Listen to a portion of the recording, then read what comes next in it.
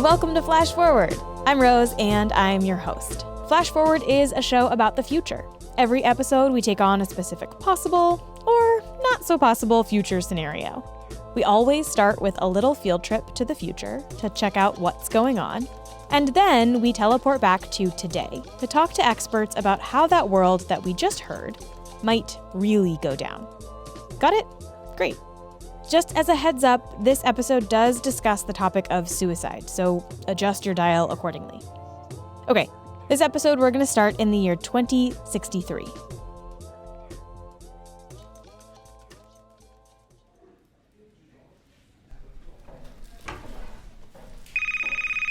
Hey. So the pitchfork sequence came back. Oh, great. Not great. The tree is dead. What do you mean? No links, nothing. We tried running it through a few times. The DNA sequence is there, and it's human, we did check, but no links. No relatives in the database. I didn't even know that was possible. I've seen it once before. A guy born and raised in a cult. Nobody in the community believed in science or medicine, so they never did any DNA tests. Nobody had been sequenced for over 100 years. How'd you figure out who he was? We didn't. Somebody confessed.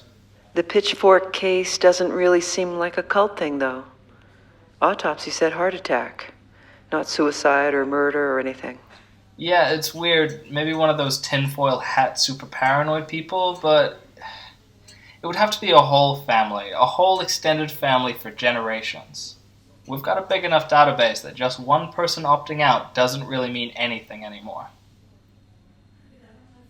Or someone is messing with their DNA to hide something. I thought that was an urban legend. I don't know, maybe. Do you have another explanation? Probably just a lab malfunction, honestly. Okay, well, you go talk to them because I don't want to. They're mean down there.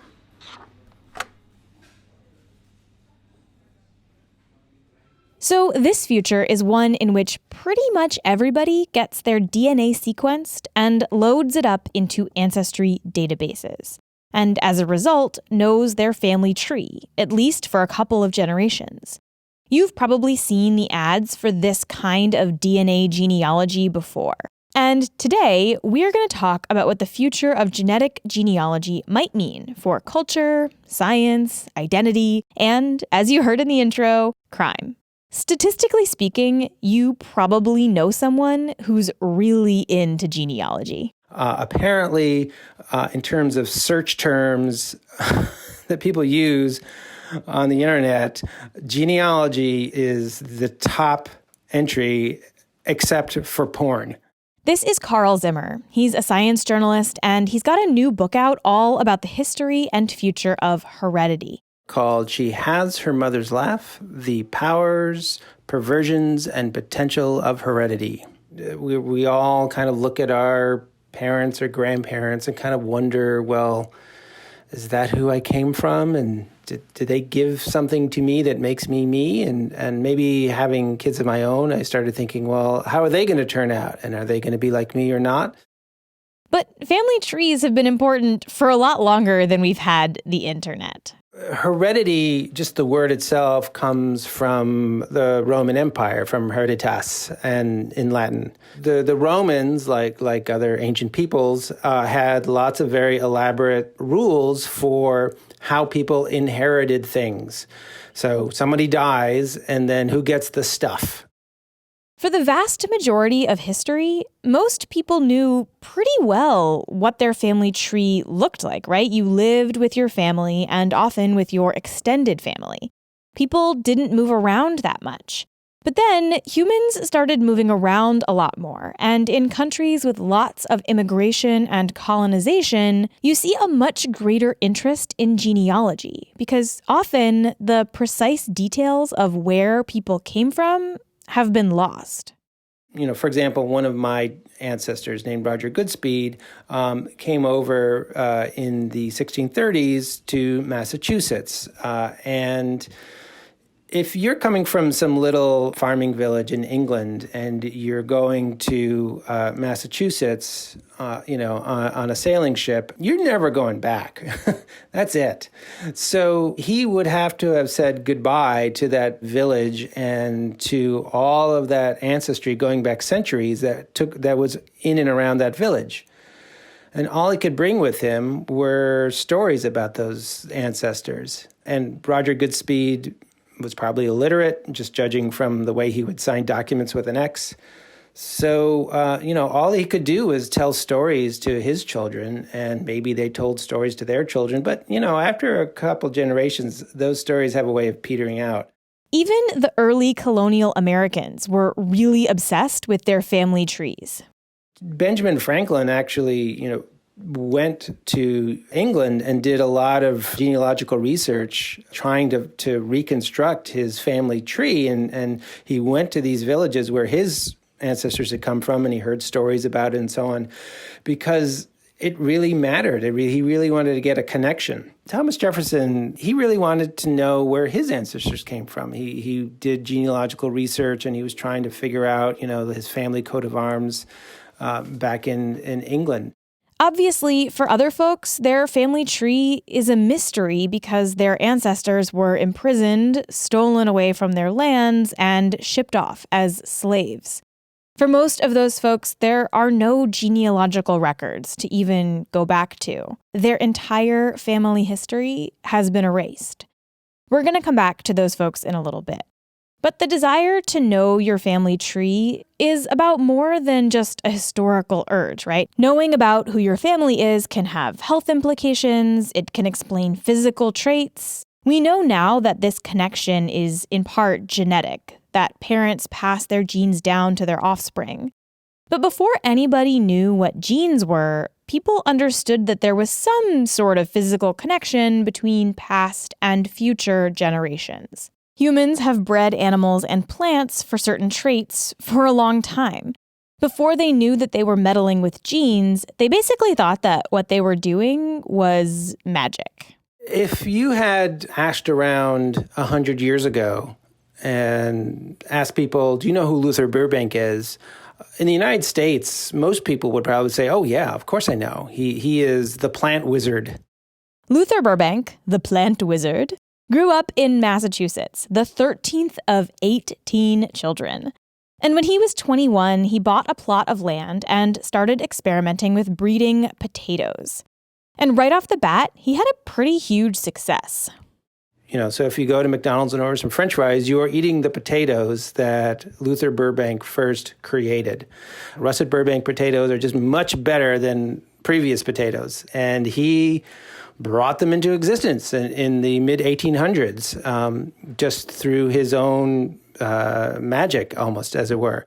Burbank sold the rights to the Burbank potato for $150, and he used that money to move to Santa Rosa, California. And after a few years of struggling as a farm worker, he was able to build a reputation for himself as somebody who could create amazing varieties that people would want to buy. And he would sell them to nurserymen and so on. And he became extraordinarily wealthy. Remember, this is before anybody knows pretty much anything about genetics, basically. And that's why Luther Burbank is known as a wizard. And he would talk about it in very mystical terms, that he was just stirring up the heredity inside of these plants, and then somehow they were doing amazing things for him almost. But right around the same time, scientists in the US and Europe are starting to rediscover the work of Gregor Mendel. You might remember the story of Mendel from high school biology. He's the guy who did all the experiments with the peas. He would crossbreed them and find that certain traits seemed to be passed down in predictable patterns. Luther Burbank didn't know anything about this, but scientists were starting to think that by studying Luther Burbank, they might be able to better understand this Mendel stuff. They would travel to his farm in Santa Rosa, California, hoping to crack the mysteries of his magic, and that would somehow really get them to the true secrets of heredity. It was apparently this incredibly frustrating experience for these scientists. So here was this guy who was doing all these amazing things with plants. He clearly knew something, he understood something about heredity that could be useful to science. But when they would travel to Burbank's lab to try and figure out what it was that he knew, what his secret was, they would come up empty-handed. At one point, the Carnegie Institute actually paid Burbank $1,000 every year for his insights, and they sent a young geneticist named George Schul to go shadow Burbank and record his experiments. You know, poor Schul, this young scientist, would follow Burbank around all day, every day, and Burbank would just get very annoyed with him and just try to avoid him at all costs.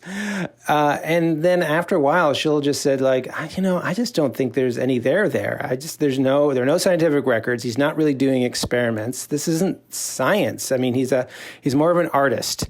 To make things even more confusing, with Burbank, it was sometimes hard to tell which of his ideas were good and which of his ideas were scams. He became convinced that he could create a big, valuable crop by creating cactuses that didn't have spines. And then he could feed them to cattle in the desert, and you'd have lots of herds of cattle that would be thriving on this new food. And for a while, this was a very popular plan, and people would order it from Burbank and his associates. But then after a while, what it turned out was that in a lot of cases, they were actually taking regular cactuses and picking off the spines and then packing them in the mail and sending them off. And these things would eventually grow their spines back. Despite these less than honest efforts, Burbank created a ton of new plants, hundreds of new plants, some of which you can still buy in catalogs and in the grocery store today. He made some real improvements to the fruits and vegetables out there by using these breeding techniques and a very rudimentary understanding of heredity.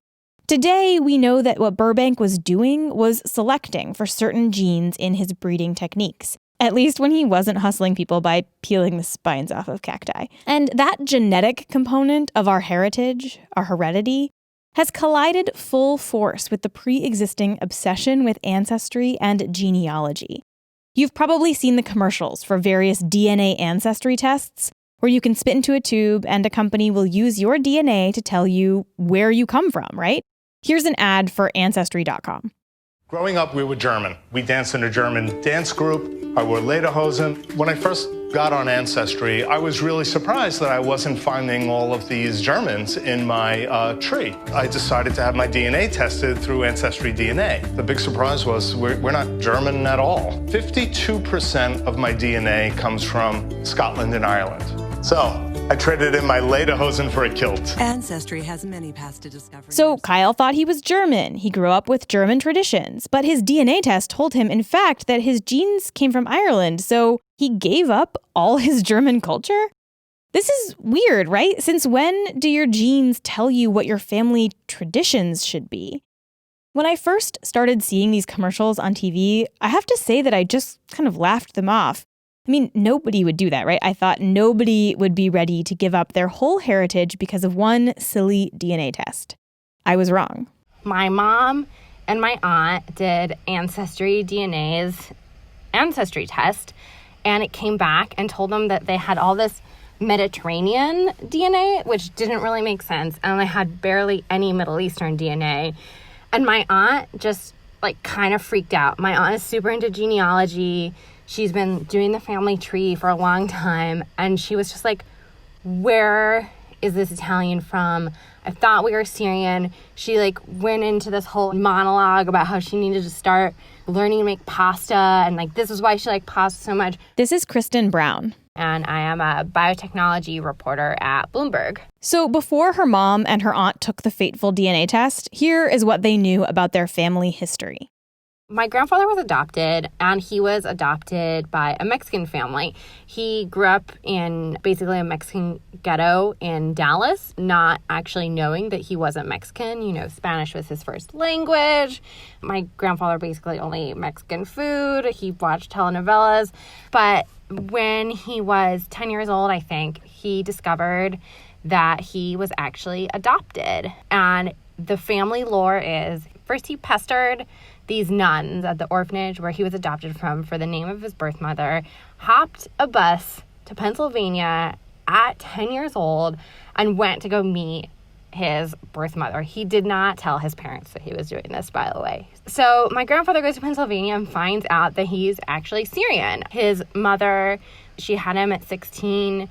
They lived in a very insular Syrian community. And so my grandfather had always thought that he was fully Syrian, and we really had no reason to not believe that. I mean, he looked Syrian, which was sort of why he could pass as a Mexican for so long. You know, he was dark hair, dark eyes. So this is the family story. Then Kristen's mom and aunt, they do their DNA test, and they get these results that say they're Italian. We're all kind of sitting around in my grandmother's living room when my aunt opened her test and my mom opened her test, and they both started flipping out, which was kind of ridiculous just because we knew my grandfather was Syrian, but we identified culturally as Hispanic anyway, since he was adopted. You know, that was my grandfather's first language.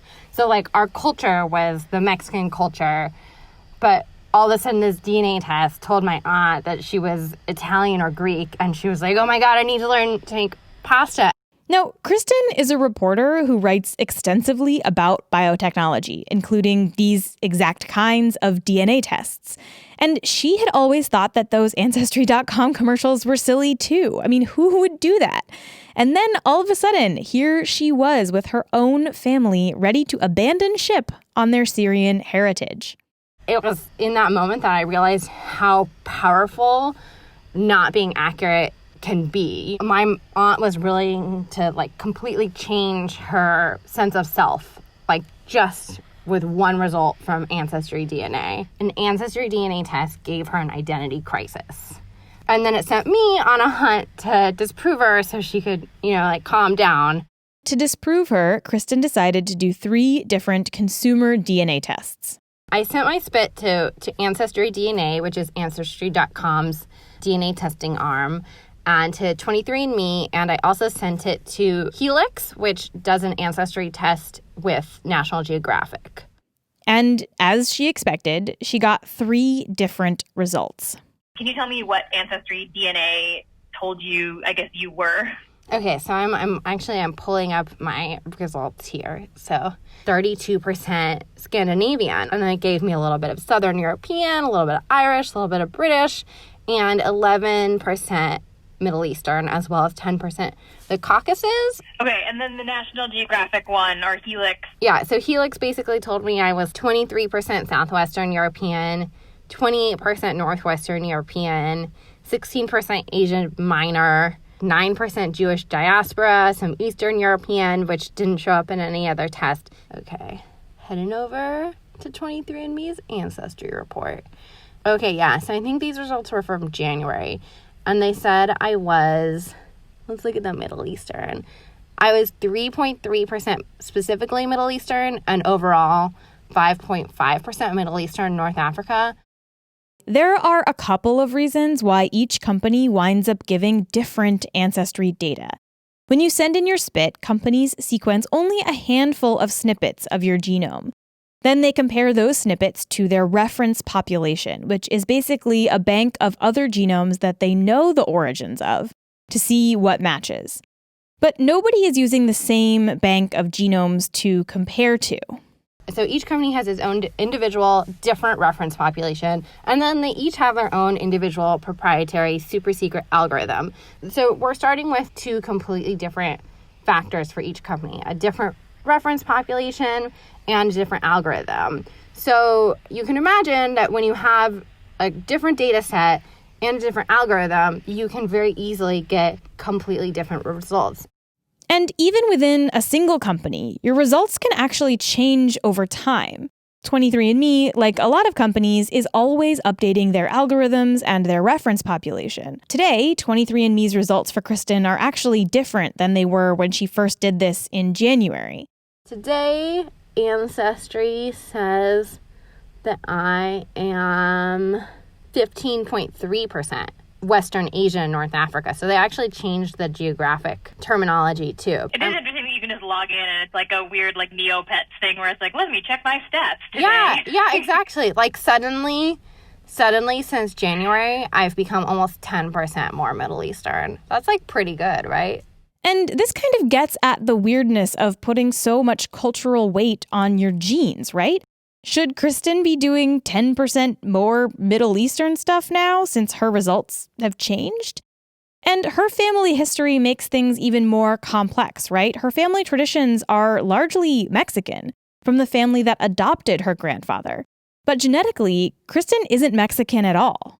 Already, I don't think of my DNA as my culture because I know that I'm not genetically Mexican, and yet, like, that is the cultural heritage I was brought up in, which is kind of interesting because for me, like, that was already kind of conflicting, right? I really identify with a lot of aspects of the Mexican culture, but I never had to deal with any of the racism or, like biases that anybody has against Mexican people because I am so white looking. I have blue eyes, I have red hair, I'm pale.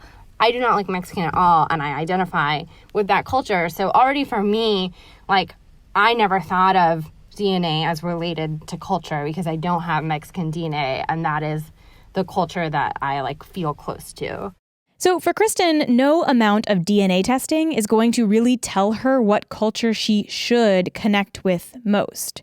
But for some people, if the Ancestry.com commercials are to be believed, genes might hold the key to their culture. And this is something that the scholar Donna Haraway and others have called gene fetishism. Gene fetishism is when genetic links and genetic relationships come to stand in for much more complex sets of social relations. So tracing a little bit of one's ancestry back to some particular human that you can't even name probably in history long ago is quite different than having sets of lived relationships among a particular people. So that's what it is to fetishize the gene, right?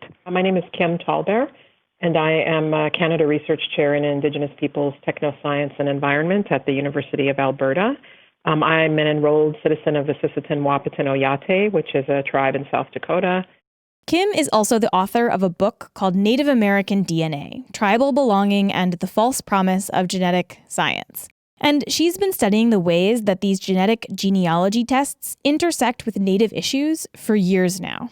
There's a particular kind of desire to find a Native American or an Indian in the family tree by a lot of Americans. A lot of Americans have this mythology that they've got Native ancestry, often with no proof and no lived relationship with Indigenous communities. In fact, according to Ancestry.com, the most common question they get from people once they get their DNA results back is, where's my Native American DNA? The rise of these online ancestry tests have actually been kind of a thorn in the side of tribes. Well, what's been happening since these DNA tests have hit the market back in the early 2000s is you've got these completely disconnected people who have no lived history with an Indigenous community, who had these stories of an Indian in the family tree. They think, oh, maybe I'm related to this tribe. And they start sending in these DNA tests to tribal enrollment directors. And a tribal enrollment director will open up that envelope and say, what is this? You're 23% Native American, so, like, who's your ancestor on my base roll that I can link you up to, and I need the genealogical documentation to do that. So it's really interesting, like, they don't know what to do with these tests. Simply having Native American DNA doesn't really mean anything for most tribes. What tribes are interested in the United States is documenting one's biological descent from an ancestor listed on the base rolls. Base rolls are these lists of people that tribes put together around the turn of the 20th century when the U.S. federal government was doling out land. Most of that land was deemed to be surplus land because by then you'd had such a genocide of Indigenous people, there weren't as many left. So at that point, how are you going to decide which Indians to give land to if you don't have a list of Indians, right? And so tribal groups didn't have registers. They were kinship structures. Kinship is a little bit fluid, and so who belongs to a community is actually historically been a really dynamic and ever-shifting kind of population. But when you start having all this federal management of Native people's lives and bodies and land, that's when you need lists of Indians, lists of tribal members. And so contemporary tribes today go back to those base rolls. The fact is, most Americans don't have a Native American in the family. They don't have any Native American DNA. And what that term even means, this idea of Native American DNA, is really complicated. Just to take the Americas, you've got hundreds, if not probably thousands, of distinct peoples actually throughout the Americas, both pre-contact and today. And people wouldn't, this idea that you would group thousands of distinct cultures and peoples under this umbrella that we have now come to recognize as a racial umbrella called Native American DNA, I understand why scientists do this because they're looking at ancient history through the lens of genomics, but it's just not the way that peoples in the Americas obviously would have thought about themselves. Plus, remember how Kristen got 3 different results from her DNA test? That kind of variability is even worse when you talk about Native American DNA. Remember, these companies are comparing your DNA with their reference population.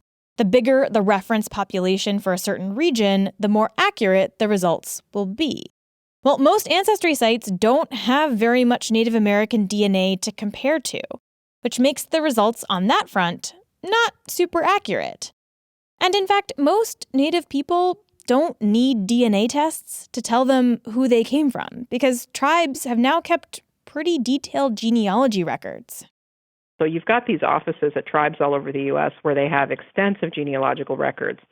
But the thing about Native people who are already entangled with their communities, because we have this thing called enrollment or citizenship, they already know who they're related to in a much more fine-tuned way. So they would never have to rely on a DNA test in the first place to tell them that they're related. So this episode is about the future of DNA genealogy, right? And what happens when everybody has their DNA sequenced and loaded up into these databases so that they can find their ancestors. We've talked about where this all came from, how we wound up in this moment where we seem to think that DNA can dictate our culture or our identity. We've talked about some of the misuses of these DNA ancestry tests. But right now, most people haven't had their DNA sequenced by these companies and websites. What happens if that changes? What happens if they do? How do all the things we just talked about change when it's everybody who knows their background and history? All that, plus the first ever true crime segment on Flash Forward, after this quick break. Okay, so we've covered the ways that these genetic tests can be inaccurate and weird and get into sticky places when it comes to culture and identity and who we really are. But there are some other weirder applications to this kind of DNA genealogy that we're about to see a whole lot more of. And one of them is that these databases are going to be used to solve crimes. So we're going to start this half of the episode with a story about an unidentified body. True crime finally comes to Flash Forward. If you want to skip this part, you can jump ahead about 15 minutes. Okay, so on Friday, September 14th, 2001, a young man checked into a hotel in a small town in Washington state called Amanda Park, which is a very, very small community. I guess you could say perhaps in the middle of maybe nowhere, because it's not exactly a known place. This is one of the moderators for the subreddit dedicated to this case. She goes by Clan McCrimmon on Reddit, and she didn't want to use her real name for the podcast. So we're going to call her McCrimmon for the rest of this episode. And he checked in. It was about 4:30 in the afternoon. How he kind of got there, nobody really knows for sure. They thought maybe he came in by bus, but neither of the bus drivers recognized him. So then he went in, he checked in as Lyle Stavik from Meriden, Idaho. So then he initially, I guess, planned to stay for one night, or said he was going to stay for one night. And then he ended up staying a few more nights. Why, we're not totally sure, though. So Lyle Stavik stays at this hotel for a few days. He's kind of weird. The innkeeper has sort of a weird interaction with him at one point, but he mostly keeps to himself. He was seen pacing alongside the highway. He did converse somewhat with the maid and the clerk. Then at 11:30 on Monday, September 17th, the maid went in to clean Lyle's room. He was supposed to check out that morning, but he hadn't yet. So she knocks, nobody answers. She goes in and she finds Lyle. Initially, she thought he was praying. She called the clerk's nephew. They went back in to go and check the room again, and they found out he was dead. Lyle Stevick had hung himself in his room using his belt. On a nightstand, he had left a comment card with the words, "For the room," written on the back. But it wasn't a suicide note. Inside, there were 8 $20 bills to pay for his room and tip the staff. So obviously, the hotel calls the police, the paramedics and law enforcement arrive, and they look around his room. Lyle has no identification, no driver's license, no credit cards, and then they search the information that he gave to the front desk, and they find nothing. Lyle Stevick is a fake name, and the address was not an actual address, or not his real address. It was a Best Western motel. So they have no idea who this guy is, and they don't really have any leads. Lyle doesn't seem to match any of the missing persons reports. And like our moderator said, Bay Harbor, Washington is a really rural area without a lot of resources. So law enforcement wasn't going to launch an all-out, expensive hunt to figure out who this guy was. So from 2001 to about 2006, this case was completely cold. There were no clues. It seemed like Lyle Stevick's real identity would stay a mystery forever. But then, in 2006, McCrimmon was perusing a missing persons database, which might sound kind of weird, but it is a thing that true crime people do for fun. And I came across him on a now defunct database. And so then just something pulled me in. I was 15 at the time. Something just pulled me into him. When you read about Lyle Stevick, you hear this kind of phrasing a lot. There is something about him that pulls people in. But it's really hard for those people to describe exactly what that thing is. I looked at his picture, and it's like he's just, I guess, is distinguished, or maybe not, I don't know if distinguishable is the right word, but he was kind of distinct, I guess, from everyone else. And so then I guess that just pulled me in because I'm kind of wondering, like, who is this guy? It's like he was kind of different from everybody else in a way. Because, so I'm trying to kind of describe it in a way that kind of makes sense. Oh, and I don't quite know. So McCrimmon gets really interested in trying to figure out who Lyle Stevick is. From then on, it's like it kind of became my goal to get him identified so that he could go home. Because in my mind, it's like nobody should end up the way he did. So she goes onto this forum online called Web Sleuths, and she posts about him. Just his picture and the very limited information that the autopsy and public records show about him. And this starts a conversation on Web Sleuths that, over time, gets really big. Eventually, the community moves from Web Sleuths to other social media sites. There are now nearly 4,000 people subscribed to the Lyle Stevick subreddit, and there are a handful of Facebook groups as well.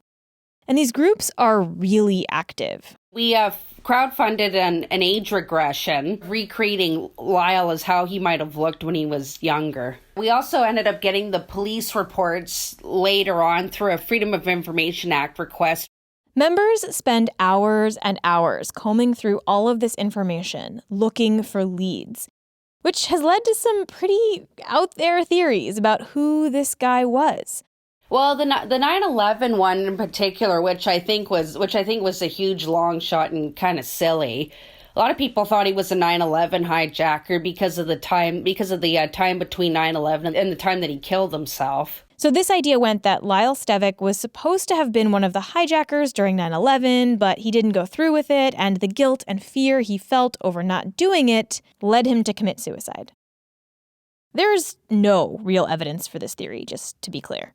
But this wasn't the only strange theory about Lyle's identity. There was another one where people thought that he was perhaps a circus employee because of the isotope reports that placed him in all these different states, or at least all these different parts of the United States, and some of it actually coincided with their touring schedule.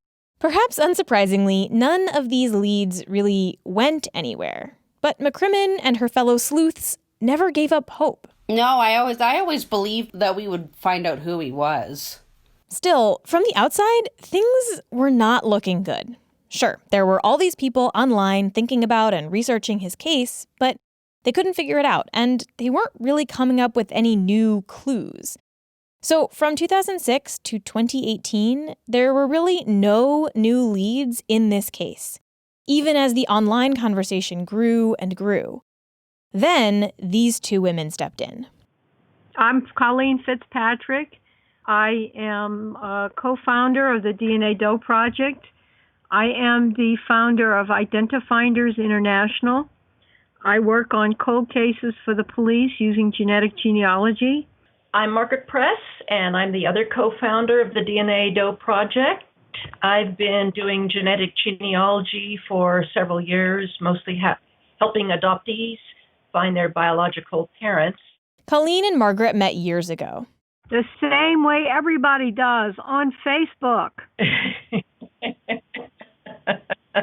Yeah, I mean, why? Duh. No, Margaret, I own a Facebook page, Forensic Genealogy, and Margaret started pondering, why can't we do John and Jane Does? John and Jane Does are bodies that have never been identified.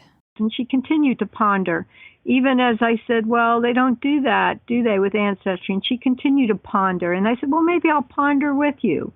And so we continue to ponder, and that's where we are today. Today, Colleen and Margaret run a nonprofit called DNA Doe, which basically uses forensic genealogy to try and identify these unidentified bodies, these Jane and John Does.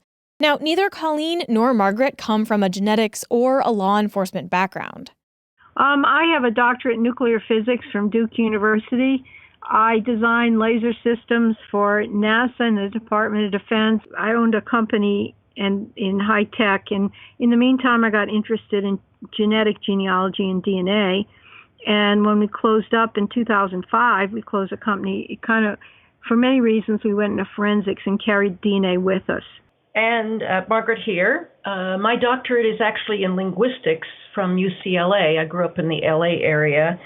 And I worked in software development for most of my career. And along the way, was just a hobby genealogist for many, many years. And when DNA testing hit the markets in the early 2000s, when I discovered that and that it was affordable and how exciting it was to find out genetically some of the things that I had been working on just with, as they call them, paper trails, it was just the most exciting discovery of my life, I believe.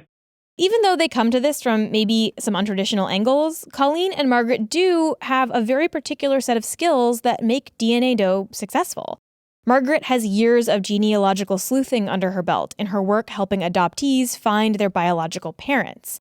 And Colleen has connections with law enforcement from her other companies. And it just so happened that Colleen knew the folks working in Grays Harbor, which is where Lyle Stevick died. Back in February, Colleen was contacted by someone from the Reddit group that has followed the Lyle Stevick case for years and years. They've been trying to look at crime scene photos and figure out who he is. They've been very, very eager to solve his identity. And when Colleen and Margaret realized that Lyle Stevick had such a big online community trying to figure out who he was, they decided to tackle the case. And sequencing began, and we funded him overnight from this community of people really eager to see him identified. Now, this isn't a full sequencing. The human genome contains about 3 billion base pairs in it. The bioinformatics team then takes from those 3 billion locations and carves out a much smaller file for us that looks just like what something Ancestry or 23andMe would produce. It's more like 600,000 locations, or SNPs as we call them, and that is the file that we can then upload to GEDmatch. That's GEDmatch, GEDmatch. GEDmatch is a database that we can compare our Doe files with other people who've tested at the regular direct-to-consumer company. Then the website spits out a huge list of names of folks that the subject in question could be related to. From there, DNA Doe's team of genealogical research volunteers get to work, scouring the web for information about each person on that list and trying to connect the dots and figure out who Lyle Stevick might actually be related to.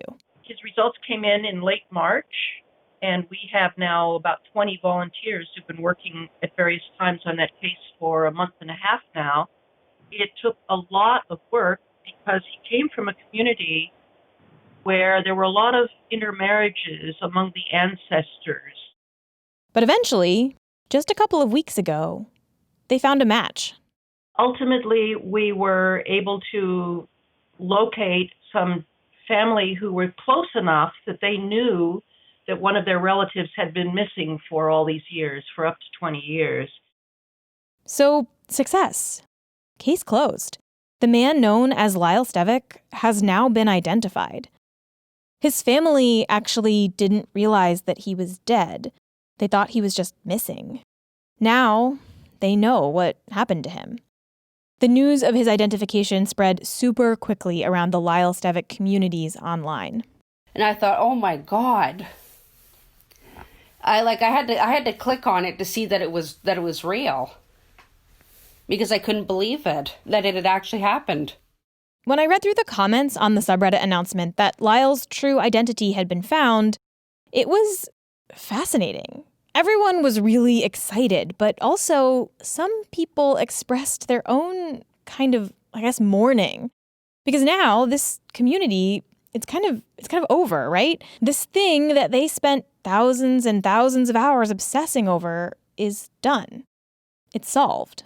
It wasn't so much sadness that it was closed, but kind of having to get used to the fact that he was now identified, because I had been following and discussing the case for so long that it kind of sort of, it's like in a way, it's like it kind of became part of, I guess you could say it kind of became part of my life in a way. The true identity of Lyle Stevick is private information that we will not be sharing here. Lyle Stevick's family has been very clear that they do not want his real identity to be out there and shared. McCrimmon and some of the other moderators are moving on to new cases. We're venturing out to what's called Miami-Dade does, which are John and Jane does that were found in the Miami-Dade area. For DNA Doe, they're already on to the next unidentified body. We are going to identify every John and Jane Doe in the country. We're certainly getting a lot of inquiries for Doe cases, and right now a lot of agencies are off looking at what kind of DNA they already have available. This technique, this DNA matching plus genealogy, is likely to get a lot more common in the near future. You might have heard about this kind of DNA matching from the news recently about the accused Golden State serial killer. The suspect was identified after years of no leads using this same technique. DNA Doe doesn't do criminal cases. They only do unidentified bodies. But this same technique is being used by law enforcement to hunt for suspects right now. For Colleen and Margaret, a future in which everybody has their DNA sequenced and loaded up into these genealogy sites, it sounds great.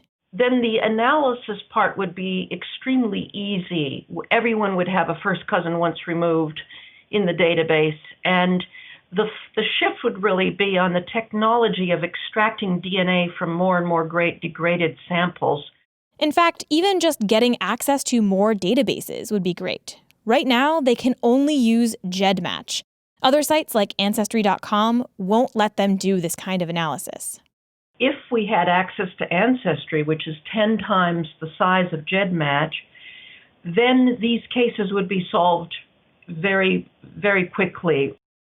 But there's something also ethically, let's say, interesting here, right? You have law enforcement utilizing these databases that are really for people to find relatives and firm up their family tree. And while it's hard to argue against catching serial killers, it's also important to think about how this kind of thing could go awry. Why wouldn't you want your DNA to be used to catch a bad guy? Duh.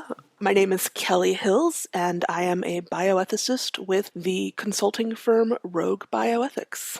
So there's George Washington University law school professor by the name of Dan Solove, and he calls this the nothing to hide argument. It's an easy surface response, I think, because, we have a knee-jerk response of wanting to be good and helpful, but I think that in some ways it's a very privileged response that probably tends to come from people who aren't historically having problems with police shooting you for holding a cell phone?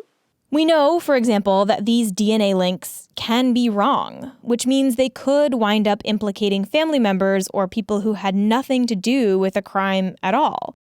And it's also worth thinking about the precedent that's being set here, right? These are local law enforcement agencies giving DNA to a nonprofit group of volunteer researchers. There's little to no oversight here.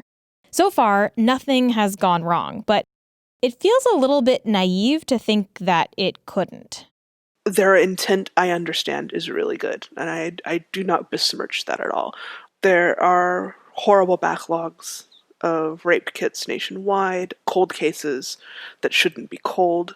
Police departments don't have enough resources to tackle these issues, and so they're doing the best things they think they can for their community to try and clear these cases. These are all really good motivations, but that doesn't mean that the wrong person isn't going to be fingered for a crime they didn't commit. In this case, we know investigators are just uploading DNA they have on file to trawl through a large database of possible familial matches.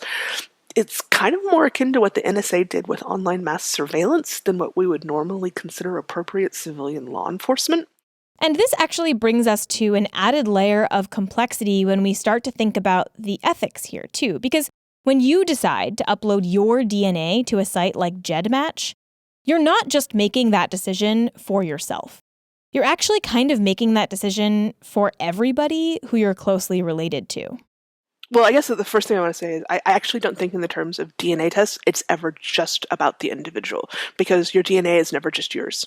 And that's what makes DNA testing a little bit different than just about anything else, because it's not just you. It is you and anybody who shares your DNA. And sharing your DNA can become a very nebulous term these days when we're able to track grandfathers and second cousins and on. For the DNA Doe folks, this is actually an argument in favor of getting your DNA tested and uploading it to the site. And remember, too, if I'm reluctant to put my DNA up there, if my brother does, my DNA is virtually there anyway. So it's something you can't avoid. It's the world we live in. Kelly does not exactly see it that way. My dearly departed mother echoes in my head. If everybody else jumped off a bridge, would you? I mean, it's it's a flip answer, but just because somebody's doing it doesn't make it right. And beyond the whole law enforcement surveillance thing, there are also other reasons to be wary of handing your genetic information over to a third-party company. They're bundling it together, they're selling it on to other companies who are doing research, they're looking for their own information to patent. Now, for Colleen and Margaret, they've decided that the potential benefits outweigh the potential drawbacks. And there are totally understandable reasons that you might want to send off your DNA and find out where your ancestors came from. That's actually a really compelling question for some people, for people who have been adopted in closed adoptions, and they have no context for their medical history, and very much people whose families were part of the Middle Passage trade and who are descended from slaves and literally just have this giant blank slate of I came from Africa in violence, but that's it, and want to know where they came from. And these are two audiences in particular who are starting to be very targeted by these companies. I'm very uncomfortable with that because, these companies are trying to make money off of pain. There is actually one company that does DNA sequencing and does not sell your data or use it in these ways. And it's specifically for folks whose ancestors were taken during the slave trade. It's called African Ancestry. It's a 100% Black-owned company with Black scientists. It was founded by Dr. Gina Page and Rick Kittles in 2003. And it is particularly fantastic for people who are looking for African lineage, African ethnic groups, countries of origin, etc. They have a database of over 33,000 lineages across 40 specific countries. It is phenomenally huge compared to any other DNA database out there that's being targeted towards you. At least in my mind, the fact that they aren't doing research with your DNA and they're not selling it is really important, because they are just providing the service that answers the question, where did my family come from? I do want to be clear here, right? It's not like there's anything ethically dubious about wanting to know your family history, right? Learning more about your heritage can be really cool. But we should all be very, very aware of how closely we want to connect genetics, genealogy, heritage, and culture.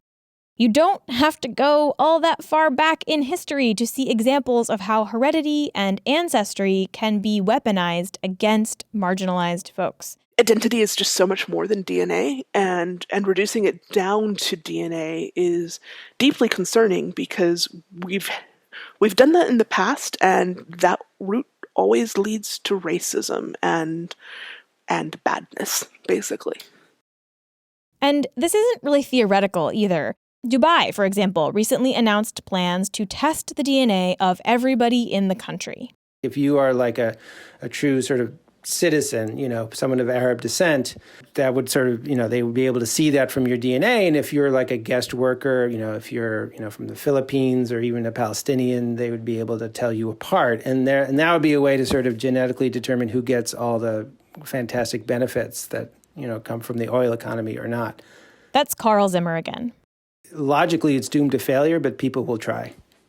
So you might be wondering when we're going to talk about gene editing in all of this. You've probably heard about all kinds of exciting and scary new advances that let scientists edit human genes. Would that totally bork the DNA genealogy system?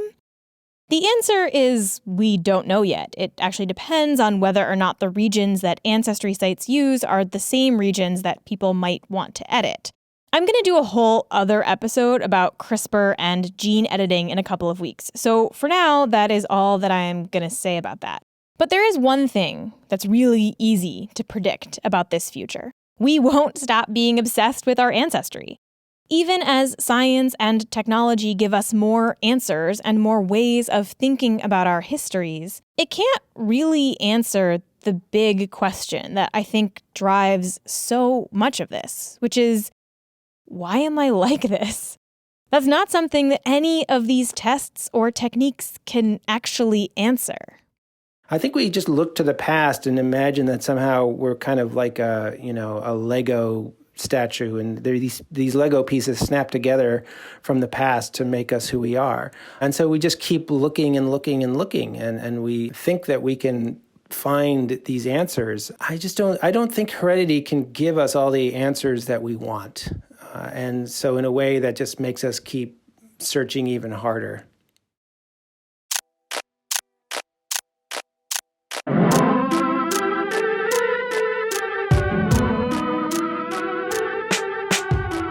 That's all for this future. Flash Forward is produced by me, Rose Eveleth. The intro music is by Asura, and the outro music is by Hustalonia. Special thanks this week to our guests. You can find Carl Zimmer's book, She Has Her Mother's Laugh, The Powers, Perversions, and Potential of Heredity, wherever you buy books. You can also find Kim Tallbear's book, Native American DNA, Tribal Belonging, and The False Promise of Genetic Science, wherever you buy your books. You can read more of Kristen Brown's work at KristenVBrown.com. You can find out more about the DNA Doe Project at DNADoeProject.com. And you can check out Kelly Hills' bioethics consulting group, Rogue Bioethics, at roguebioethics.com. Their motto is, a take no prisoners approach to bioethics, because taking prisoners would be unethical. As always, links to all of those things and more in the show notes. The future voices from the beginning of this episode were played by Jenna Dixon and Josh Dean. The episode art is by Matt Lubchansky. If you want to suggest a future we should take on, send us a note on Twitter, Facebook, or by email at info@flashforwardpod.com. I do love hearing your ideas, and I try to respond to everybody. And if you think you've spotted one of the little references that I've hidden in this episode, email me there too. If you're right, I will send you something cool. And if you want to support the show, there are a few ways you can do that. Head to flashforwardpod.com/support for more about how to give money. But if giving money is not in the cards for you, you can head to Apple Podcasts and leave a nice review. Or just tell your friends about the show. That really does help. Okay, That's all for This Future. See you next time, and we'll travel to a new one.